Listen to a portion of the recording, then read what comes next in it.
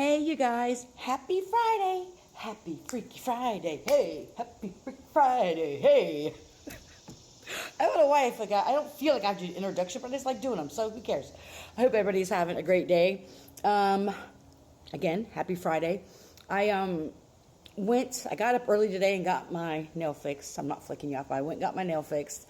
And then I went out into the park, or not a park, but this wooded area, and did a lot of water meditations, and I did a video. It was really, really powerful.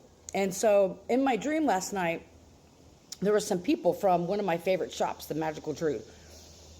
They were in my dream. So I was like, well, I'm on this side of town. Why don't I just stop into the Magical Druid and just see what's going on? I don't know why I was pulled there. I'm always pulled there, but anyway. Oh, let me show you. What is that you say? It's a spider. It's a stone spider. Thank you, Magical Druid. Of course, I got my pyrite here, a black obsidian, and of course my amethyst. But anyway, we got a spider. So anywho, stop there, see what was going on with them. I got the Animal Rune Oracle. Set out on a magical adventure, weaving the wild and wise energy of animal guides with the ancient archetype alphabet of the ruins. I used to know the ruins a lot better, so I'm just going to say now, I'm probably going to mispronounce the names of the ruins. There's not a pronunciation in the book. And I've heard other people say, if you can't pronounce something, you shouldn't be using it as divination. Well, some of us have speech impediments, and we just don't remember things. And when it comes to words, vocabulary, and, well, when you know, you know. I'm not going to fucking explain myself. So anyway, I'm going to do the best I can. So anyway, I'm going to pull from this deck here, and I'm going to read from the book. The book is probably one of the most detailed books I've ever had with a oracle deck. And I pulled a card from me, and it was I don't want to mispronounce. I hate mispronounced stuff. But anyway, it was this butterfly card, and it brought me to tears because it was so powerful. It was talking about how the butterfly starts in a very disgusting phase, like the larva and all that, and then it cocoons and becomes this butterfly and only lives for a certain amount of time. But what got me in tears was that it was talking about how excuse me, if the larva is able to withstand all the elements inside the cocoon, if a human is able to withstand what was the exact words?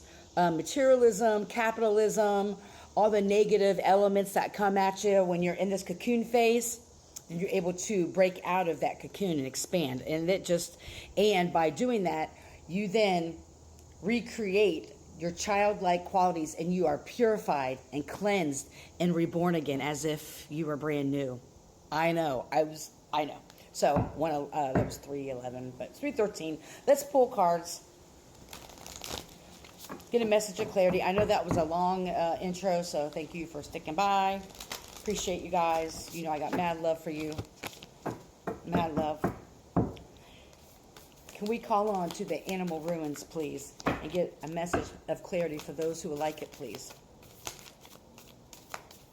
And there's only 24 cards, so it's whatever's supposed to come out will come out. And they're fresh. Come on, Big Daddy. There we go. Oh my God. Is it Ingwatts number 22? Rest, comfort, tranquility. You're gathering all your resources. Okay. Let me get the book here. I also want to say what I love about this book. I mean, there's at least 4 or 5 pages per card. It talks about how this card can resonate in your career, in your relationships, in health, as if you're asking about a place, time, person, like I said, career, health, relationship. It covers it all. So let's dig into this. I'm pretty excited. I don't need my glasses. How good is it? Well, let's just so we don't struggle. How good is it to sleep in the shell of a nut? Well,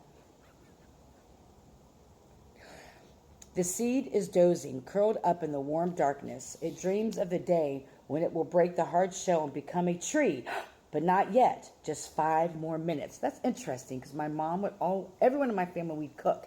No matter, especially with pasta, we'd always say, oh, 1 more minute, no matter what. But anyway, do you like autumn? The days are getting shorter and shorter, and the evening chill penetrates the bones.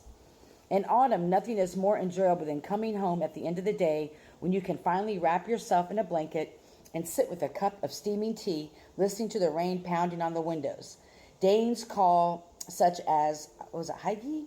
Describing the coziness, comfort, and safety of our own warm den, full of supplies for the winter.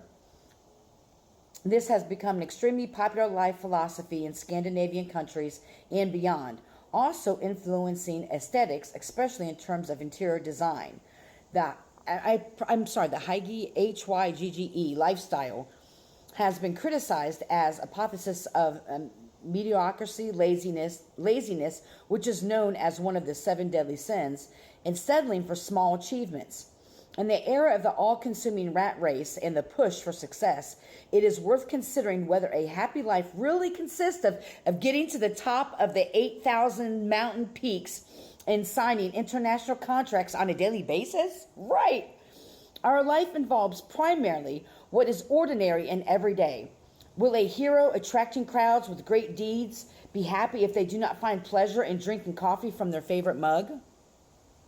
We like to hear about the heroes. However, the stories tend to stop when the heroic ends and the human begins.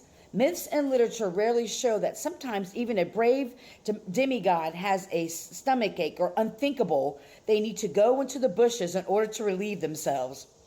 In the epics, there are many heroes, but only the bravest ones finally manage to return to the safe haven of their homes. Right.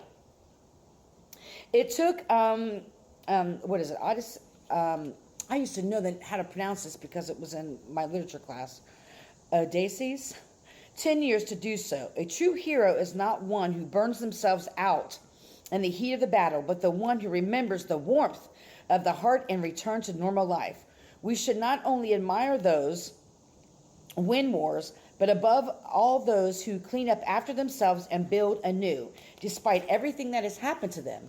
Such a figure, a mysterious god sometimes associated with Germanic Freyr, the Lord of peace, pleasure, and abundance. According to the legends, he had to sail the seas for a long time and finally settled in Sweden, becoming the progenitor of the royal family and the founder of the Temple of the Apostala.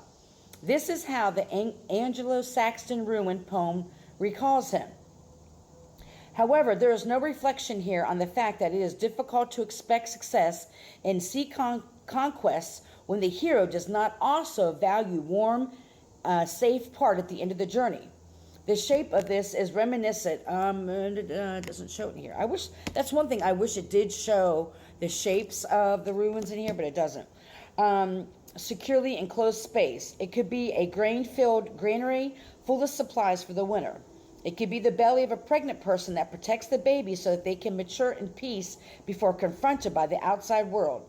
Each seed is a separate microism in which the future of the plant is stored. At this point, it is still asleep, gathering strength to grow. But soon, a small walnut will become a seedling and finally, a mighty tree. It just needs a little bit of time.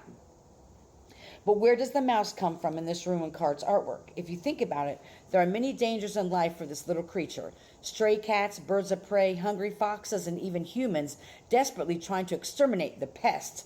All of this, oh my God, we're almost out of time. So we're going to have to go to part 2. Sorry, you guys. All of this can be undoing. Therefore, mice have become masters of finding shelter. They hide in the tiny nests tucked in the narrowest crevices, full of supplies and warmth. Perhaps under the staves of your floor, their secret life is going on, but which you do not even know. Before you start setting traps, think about the wisdom they bring you. Thank you. I hate people who kill mice. But anyway, without time to relax and unwind, it would be impossible to achieve greater things. So let your ideas germinate in the warmth for a while before you jump energetically to pull them into a practice. Who knows? Maybe by then the mice will find a new hiding place.